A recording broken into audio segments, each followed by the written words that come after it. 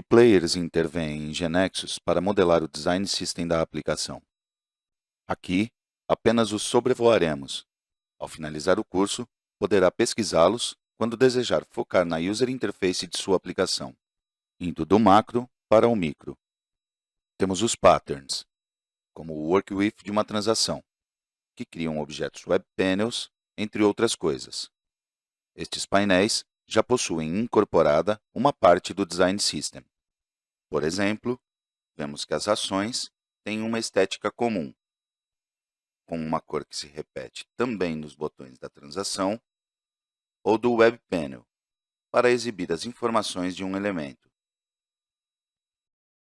E também no cabeçalho comum, que compartilham por default todas as páginas, não apenas as do Work With, mas também as dos Web Panels que criamos do zero. Para evitar a repetição desse cabeçalho comum em todos os Web Panels, existe o objeto Master Page.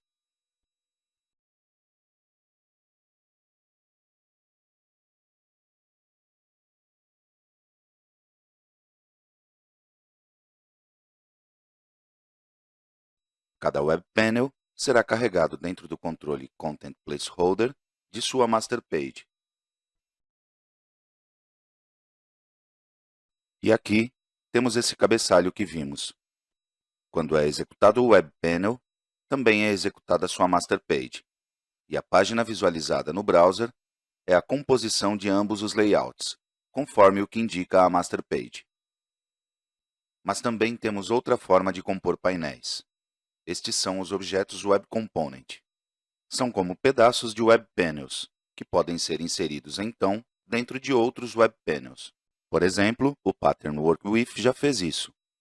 Se observamos o Web Panel que mostra uma atração turística, vemos que temos 3 guias. A primeira, mostrando as informações gerais da atração. Se o vemos no GeneXus, para a aba General, não temos os controles atributo, mas sim um controle de tipo Component. E nos eventos, está sendo indicado que ali dentro se carregue um Web Component, aquele chamado Attraction General. Vemos que é do tipo Component. Se o abrimos, vemos que se parece com um Web Panel comum e atual, com sua regra PARM e seus eventos. O Pattern já construiu suas telas com estes 3 objetos, de forma a reutilizar o máximo possível.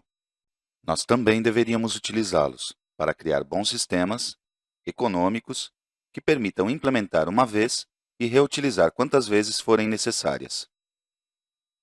Por exemplo, suponhamos que agora passamos a nos interessar não pela aplicação de back-office, que utiliza o Pattern, mas pela Customer Facing, ou seja, aquela que será utilizada pelos clientes finais. Suponhamos que os designers de nossa equipe projetaram as primeiras 3 telas da aplicação. A Home, a partir da qual é chamada uma que mostra todas as atrações turísticas que podem ser visitadas, e a partir desta, escolhendo uma atração, é chamada a última que mostra as informações dessa atração turística escolhida. Observemos que, do ponto de vista do design, há repetições. As 3 telas possuem um cabeçalho com uma imagem de fundo, um texto sobreposto, um menu e um logotipo, e uma imagem que representa um chatbot. O ideal será utilizar uma master page para implementar este cabeçalho comum, onde, dependendo do objeto que esteja sendo carregado no container de conteúdo, a imagem de fundo e o texto que serão exibidos. Isto é programado no evento Start da master page. Se precisássemos reutilizar o logotipo e menu em algum outro lugar, poderíamos optar por implementá-los não diretamente na master page, mas em um Web Component, que inserimos na master page e em qualquer outro local onde precisemos isso, claro. O Web Component tem comportamento. Por exemplo, devemos programar qual objeto chamar para cada ação no menu. Também queremos programar uma ação quando o usuário clicar no logotipo. É por isso que não é um objeto que permite reutilizar apenas um pedaço da tela, mas podemos vê-lo como um Web Panel em miniatura. Para quase todos os efeitos, é um Web Panel. Bem, vamos em frente. Não dissemos, mas é claro que o rodapé comum também teríamos que colocar na master page. E o conteúdo específico de cada página será o que será implementado em cada Web Panel individual. Esses objetos, então, Web Panel, Master Page e Web Component, são executáveis, têm comportamento. Mas também temos outro tipo de objeto que oferece a reutilização de apenas uma parte do layout, sem comportamento. É o objeto Stencil, que permite fazer a mesma coisa que fazem os Web Components, mas apenas no nível da tela, portanto não terá regras ou eventos. É uma maneira de construir controles mais complexos a partir de controles mais simples. Se observamos os dois primeiros Web Panels, vemos que esta seção da tela, em estrutura e design, é idêntica. Teríamos que repetir em ambos os Web Panels tabelas com text blocks e dar a eles exatamente o mesmo design. Para evitar essas repetições, podemos agrupar esses controles em um objeto Stencil e, em seguida, inserir um controle Stencil em ambos os Web Panels, que seja carregado com o objeto Stencil criado. Em geral, se sabemos que um conjunto de controles de uma tela será repetido em sua estrutura e design em muitas telas, embora seu conteúdo seja diferente, podemos agrupá-los em um objeto Stencil e utilizar esse objeto no Web Panel, Master Page ou Web Component. A principal diferença entre um Web Component e um Stencil é que o segundo não tem comportamento. Não é um objeto executável em si, enquanto o primeiro sim. É por isso que o Stencil é claramente um objeto de design. Todo ele serve aos propósitos do Design System. Outro exemplo de uso de Stencil. Queremos implementar o menu em imagens que vemos na página principal. Trata-se de 4 opções que, quanto ao design, são idênticas. São como cartões, cards. Assim, poderíamos criar um Stencil e depois reutilizá-lo 4 vezes. Nesse Stencil, teríamos que sobrepor para uma imagem de fundo 2 textos e uma imagem de seta, para formar esse tipo de cartão.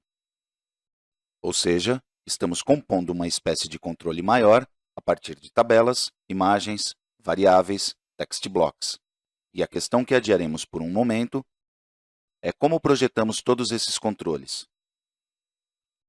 A outra opção, sem utilizar um Stencil, é incorporar diretamente um controle elaborado por terceiros.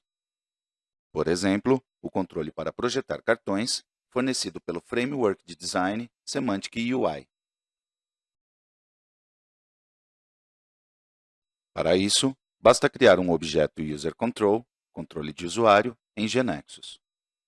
Em seguida, copiar o código HTML fornecido pelo provedor, alterar as informações fixas para a variável e indicar o arquivo que contém o estilo dos elementos do HTML, ou seja, o arquivo CSS fornecido pelo provedor. Uma vez feito isto, podemos utilizá-lo como mais um controle, a partir da Toolbox.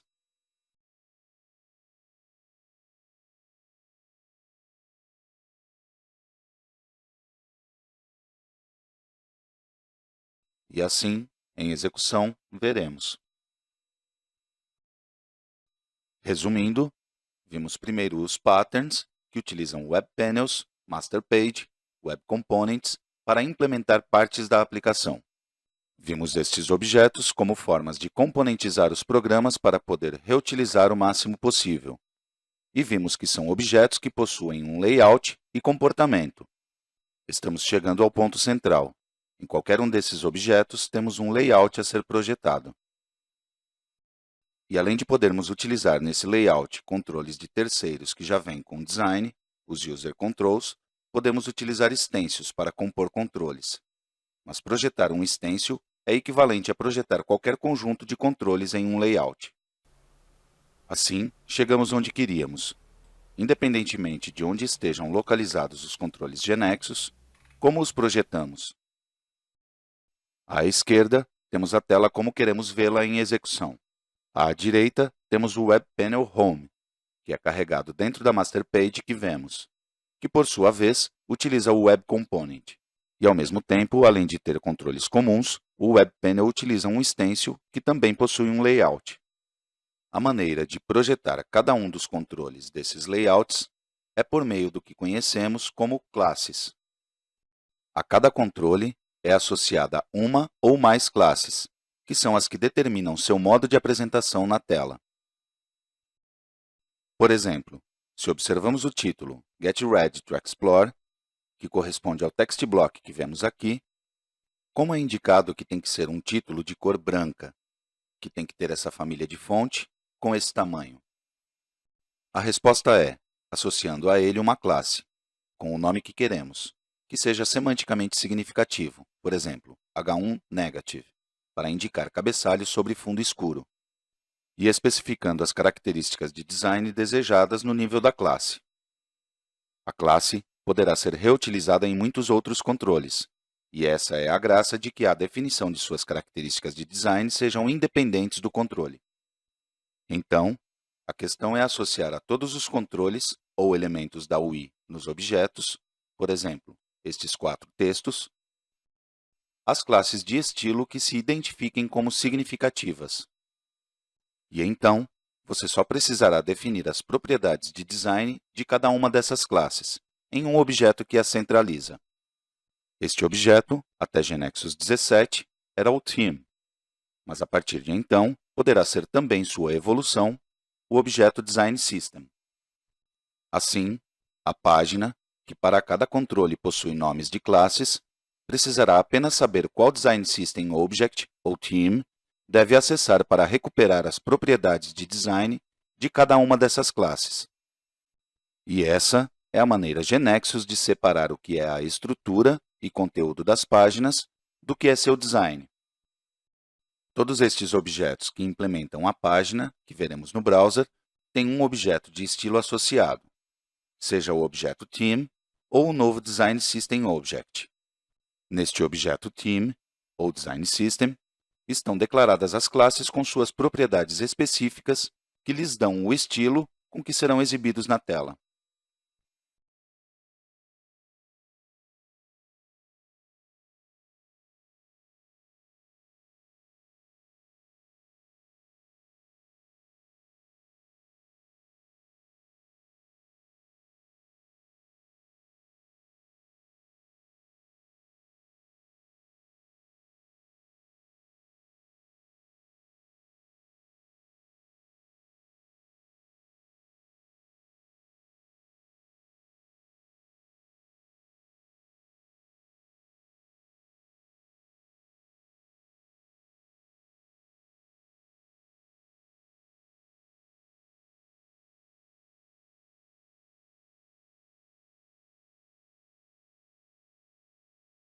E assim, então, é como são projetados os controles, por meio de classes cujas propriedades são definidas no objeto Theme ou Design System. E embora tenhamos estudado até agora apenas como desenvolver aplicações web, o mesmo será praticamente idêntico para aplicações móveis nativas, ou mesmo para aplicações Angular. No momento da filmagem deste vídeo, o último upgrade de GeneXus 17 era o 7. Ali, o objeto de estilo default ainda é o Theme, mas isso mudará em futuros upgrades e se tornará o Design System Object. Isso se tornará realidade e terá força total quando for lançado um Design System completo, com um novo design também para o pattern e as transações, chamado Unânimo. Há muito mais para dizer e mostrar, mas aqui queríamos apenas apresentar um panorama completo de como, em GeneXus, se modela o Design System de toda a aplicação, neste momento em que se está passando do uso do objeto Theme para o novo Design System Object. Já existe material suficiente em vídeos e na Wiki para que você possa se aprofundar em tudo isto quando quiser.